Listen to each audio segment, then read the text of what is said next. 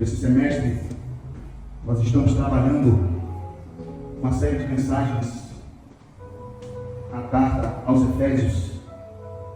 E sem mais delongas, hoje eu gostaria de ler um texto, ele é um pouquinho comprido. Ele se encontra na carta aos Efésios, capítulo 5, do versículo 1, do versículo 1, 3, e aí do 3 em diante até o 21. Amém, meus irmãos? Eu vou estar lendo aqui rapidamente, tá? Obrigado. Diz assim a palavra do Senhor: portanto, sejam imitadores de Deus como filhos amados. Versículo 3: entre vocês não devem haver nem sequer menção de imoralidade sexual, nem de nenhuma espécie de impureza ou de cobiça, pois essas coisas não são próprias para os santos. Versículo 4: não haja obscenidade, nem conversas tolas, nem piadas indecentes, que não são apropriadas, mas em vez disso, ações de graça. Porque vocês podem estar certos de que nenhum imoral, ou impuro, ou ganancioso, que é idólatra, tem herança no reino de Cristo e de Deus. Ninguém os engane com palavras vazias, pois é por causa dessas coisas que a ira de Deus vem sobre os filhos da desobediência. Portanto, não se associem com eles, porque antes vocês eram trevas, mas agora são luz no Senhor. Vivam como filhos da luz, pois o fruto da luz consiste em toda a bondade, justiça e verdade. E aprendam a discernir o que é agradável ao Senhor. Não participem das obras infrutíferas das trevas, antes exponham-nas à luz, pois é vergonhoso até mencionar as coisas que eles fazem em oculto. Tudo, porém, que é exposto pela luz torna-se visível, pois a luz torna visível todas as coisas. Por isso é que foi dito: desperta, ó tu que dormes, levanta-te dentre os mortos, e Cristo resplandecerá sobre ti.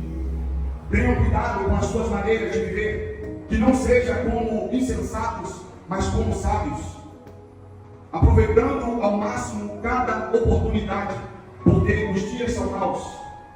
Portanto, não sejam insensatos, mas procurem compreender qual é a vontade do Senhor.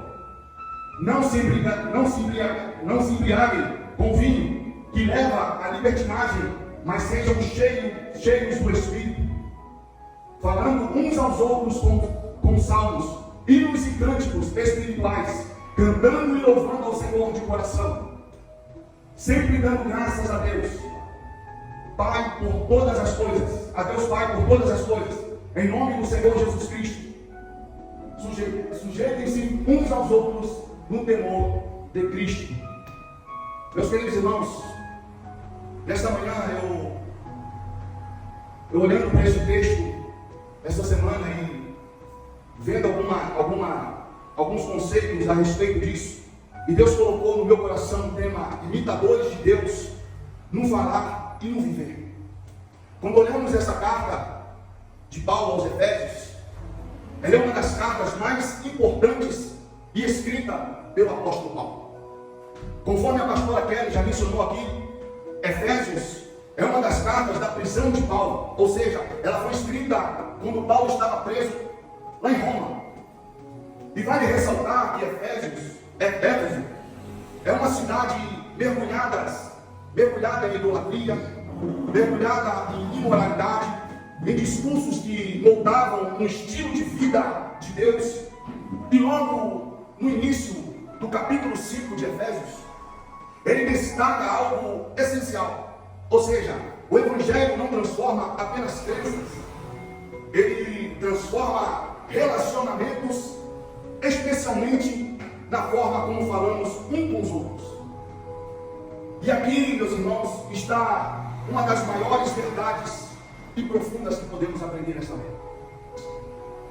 O maior desafio de uma igreja madura não é levantar recursos, não é organizar departamentos, ou até mesmo ter uma boa liturgia, não. Mas é aprender a se comunicar bem com os irmãos. a falar bem com os outros irmãos, a tratar os irmãos com amor, com carinho, com respeito.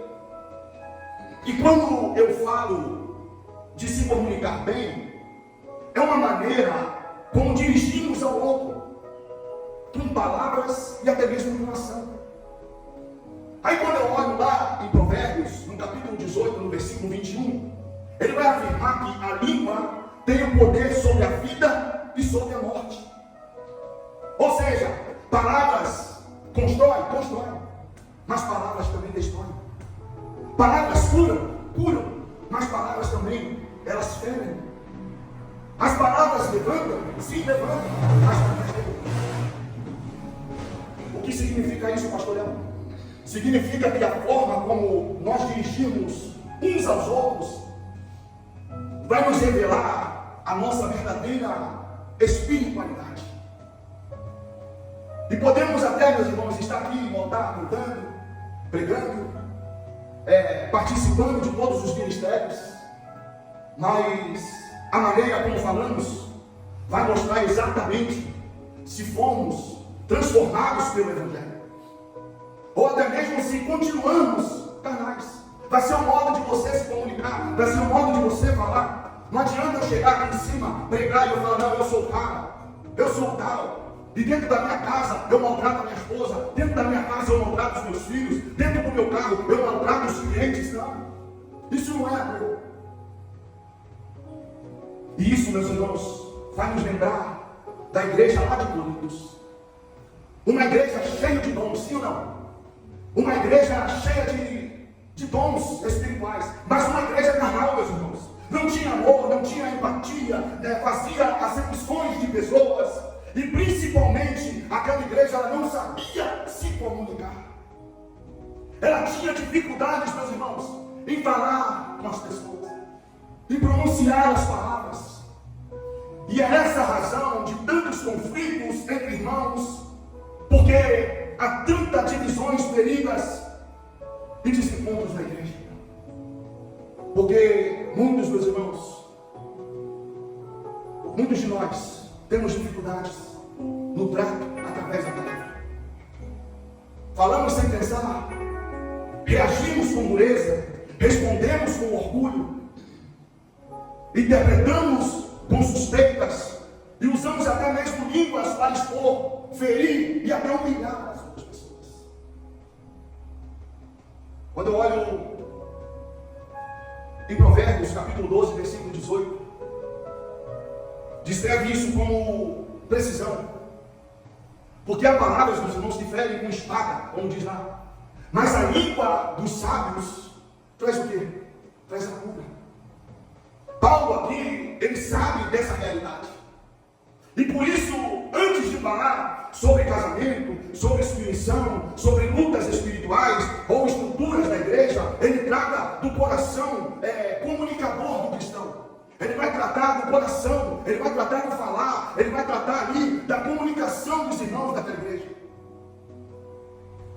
E ele começa, meus irmãos, com um chamado poderoso. Ele vai dizer que sejam imitadores de Deus, como filhos amados. Somos amados, meus irmãos, antes de imitar. Mas quando imitamos, isso aparece primeiro, da primeira fala.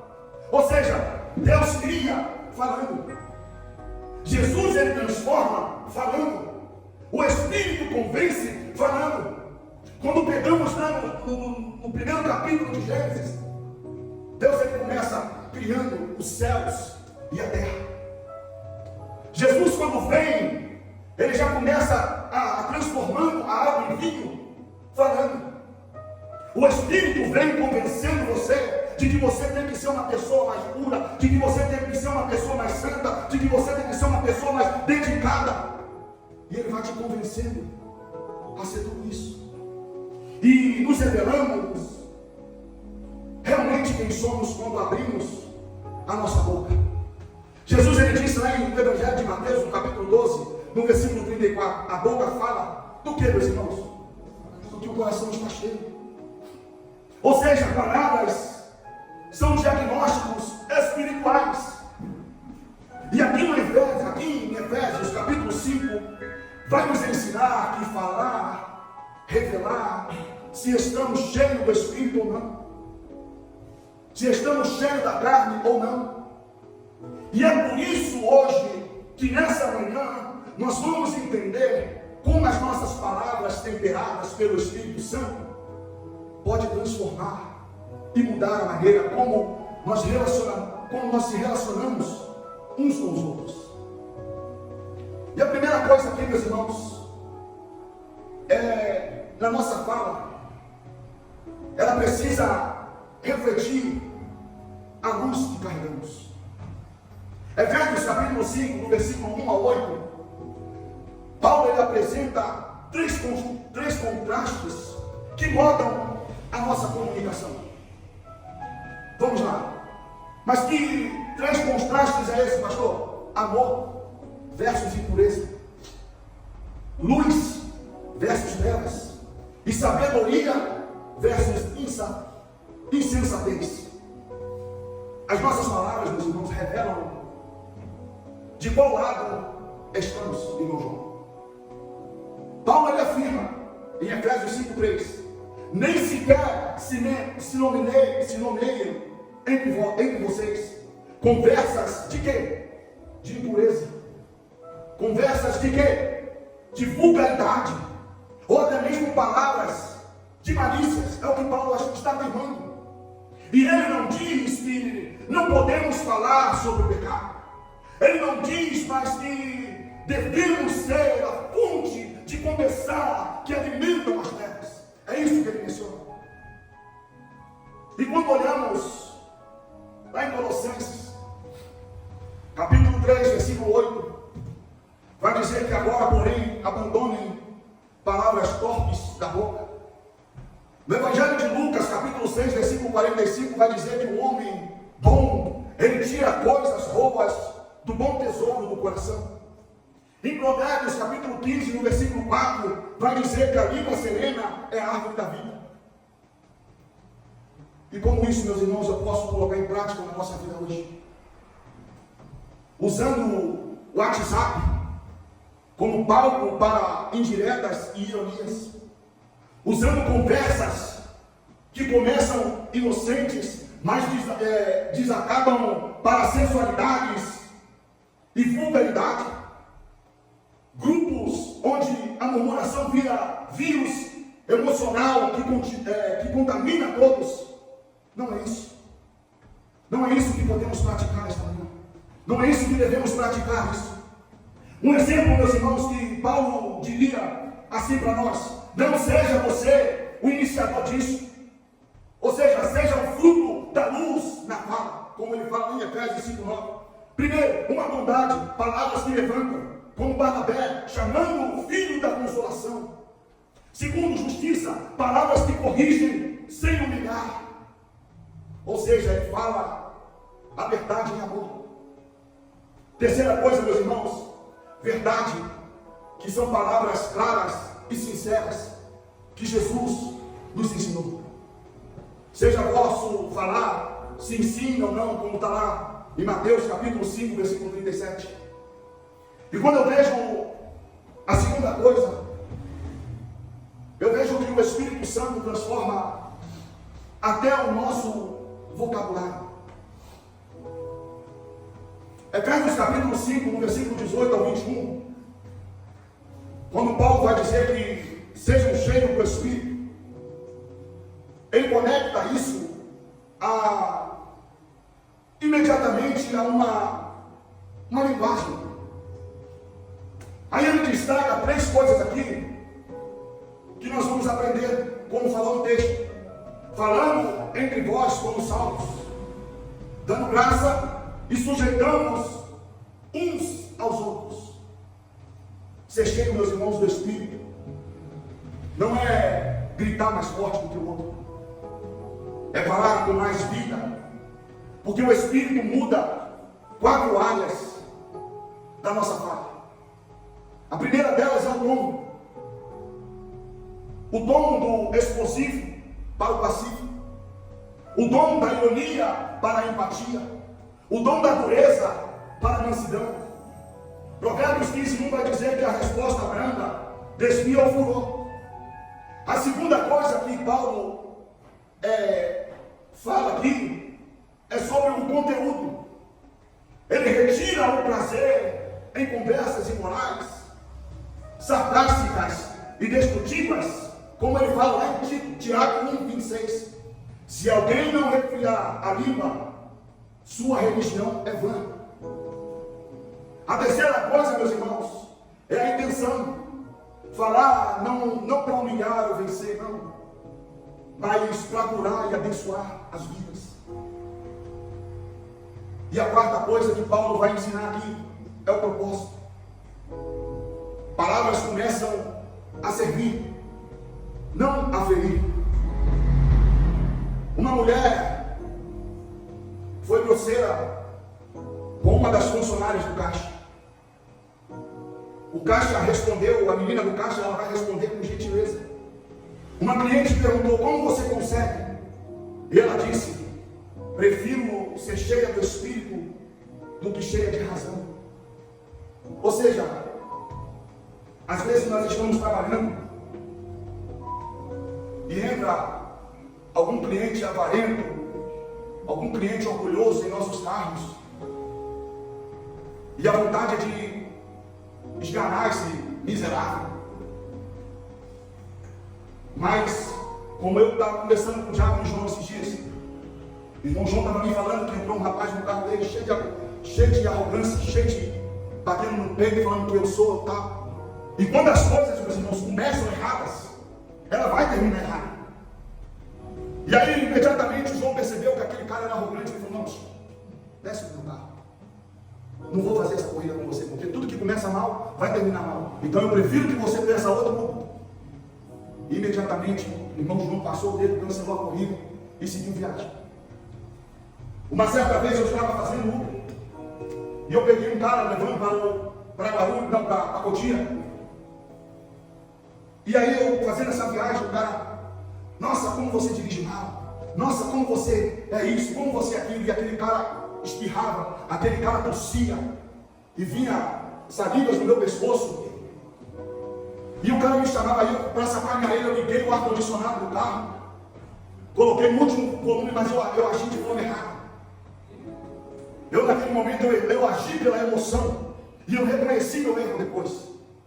E aquele cara me xingando, falando mal de mim, como ele mencionou um palavrão. Aí eu falei: não tem condições de continuar com esse cara. Eu peguei o rodoanel, quando eu entrei no rodoanel, andei 2 km no rodoanel, parei o carro no acostamento e falei: agora você vai descer do meu carro. No meu carro você não vai ficar mais. Por quê? Porque você foi arrogante comigo. Eu não vou descer, você vai descer sim mesmo. Você vai descer. E aí ele desceu, veio o rapaz da rodovia, perguntou o que estava acontecendo. Eu falei que aquele cara foi arrogante comigo, me maltratou, me xingou. E eu fiz ele descer do meu carro. E eu falo para os irmãos: não adianta a gente tomar decisões falando com palavras avarentas. A irmã Kelly me magoou. A irmã Kelly é isso, a irmã Kelly é aquilo. Ela me maltratou. Eu tenho certeza que se você chegar: pastor, você falou isso me magoou, e eu tenho certeza que vai ser levantado. Então é não falar. Às vezes a gente magoa sem querer. Às vezes nós falamos algo sem querer, sem a intenção de magoar. Mas o Espírito Santo nos convence e nos faz corrigir essas nossas fraquezas. E aquela mulher foi bem clara naquele lugar: eu prefiro ser cheia do Espírito Santo do que ser cheia de razão, como essa mulher está sendo comigo. Não adianta eu bater boca com ela, não adianta eu discutir com ela. E isso, meus irmãos, é Efésios 5 que vivo na prática. Textos que reforçam a nossa palavra, que hoje, nessa manhã, está lá em Gálatas, capítulo 5, versículo 22 e 23, que o fruto do Espírito inclui mansidão e domínio próprio. Quando olhamos em Colossenses 4:6, vai dizer que a vossa palavra seja sempre agradável, temperada com sal. E lá no livro de Salmo 141, versículo 3, põe em guarda a minha boca, ó Senhor, que nós possamos, meus irmãos, controlar o que falamos. Sejamos mais sábios, sejamos mais dedicados, refreando mais a nossa língua. Não podemos abrir a mão de falar a verdade do Evangelho. Efésios capítulo 5, versículo 8 ao 14, Paulo vai dizer que não pratiquem das obras das trevas, antes expunham. Está lá em Efésios 5, 11. Essa exposição, meus irmãos, não é arrogância. Essa exposição, irmã Cláudia, é missão. A igreja não precisa falar quando a cultura distorce o Evangelho. A igreja precisa falar quando a moralidade é invertida. A igreja precisa falar quando a fé é ridicularizada. A igreja precisa falar às próximas gerações que são ensinadas a normalizar as trevas. A verdade, meus irmãos, nos libertará. Só a verdade libertará nós. Jesus, por onde ele passava, ele ensinava, ele curava, ele transformava.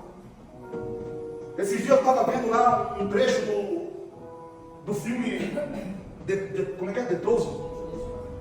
E aí veio Jesus, aquela multidão seguindo Jesus.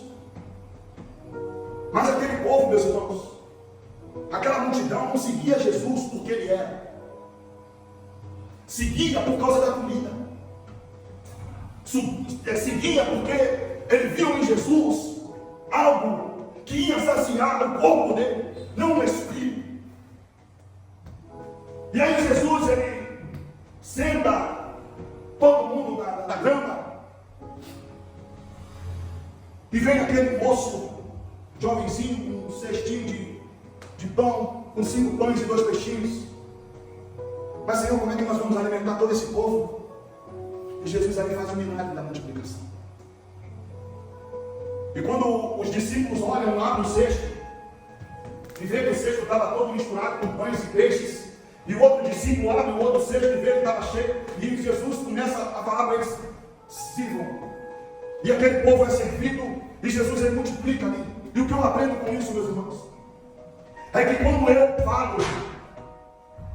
falo em amor, quando eu prego em amor, eu estou ensinando a palavra em amor. Eu estou colocando que eu sou uma pessoa humilde, sou uma pessoa que reconheço meus erros. Aleluia. E quando nós olhamos aqui para o texto, vemos vários exemplos de Paulo ensinando a sua igreja. Aí eu vejo aqui, meus irmãos, os pais, que eu vejo um exemplo de hoje para as nossas vidas, hoje, no dia a dia nosso. Pastores que evitam falar sobre pecado, para não perder seguidores. Pais que deixam de ensinar a santidade aos filhos, para não serem rígidos. Crianças e adolescentes que são catequizados pela internet, antes de serem discípulos pelos pais, antes de serem discipulados pelos pais. E aí, meus irmãos, quando a igreja se cala, outras vozes moldam a mente. Como olhamos aí hoje em dia nas internet da vida. Depois da Covid, muitas igrejas foram para a internet. Muitas igrejas foram para as redes sociais.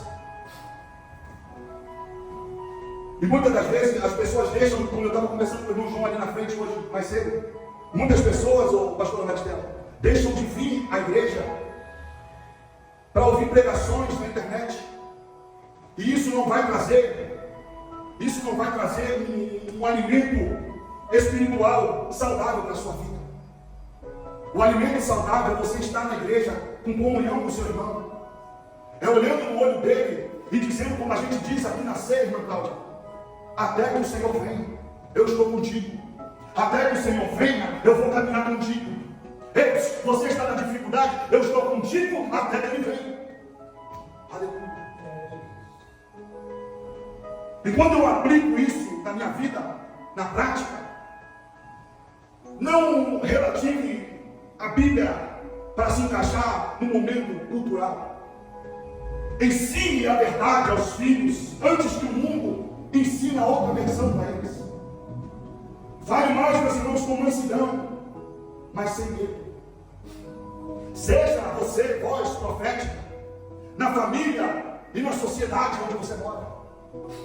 Atos capítulo 5, versículo 29 confirma que importa obedecer a Deus do que os homens. E para concluir, meus irmãos, este sermão, Efésios capítulo 5, ele vai nos revelar que santidade não é silêncio. Uma vida cheia do Espírito transborda pela boca. Paulo ele contrasta duas linguagens. A primeira, as que contaminam, e a segunda, a que edifica.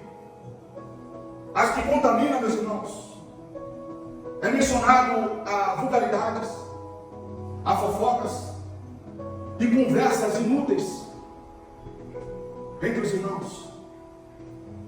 Já a conversa que edifica, eis, gratidão, o que você fez hoje por nós.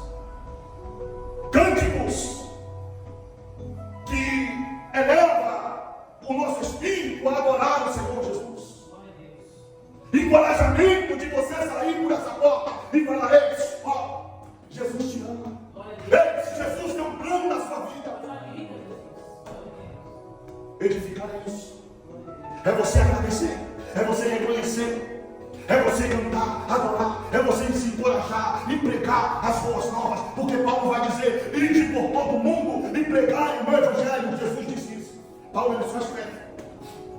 Então, meus irmãos, não tenha medo de pregar o evangelho, não tenha medo de dizer que Jesus cura, que Jesus salva, ainda que bata na sua cara, ainda que te xingue, ainda que te humilhe, não deixe de pregar o evangelho. Paulo teve um homem que de repente seguia Jesus, um homem que fazia maus tratos com os crentes, matava, perseguia, de perseguidor ele vinha perseguir. E aí o que acontece?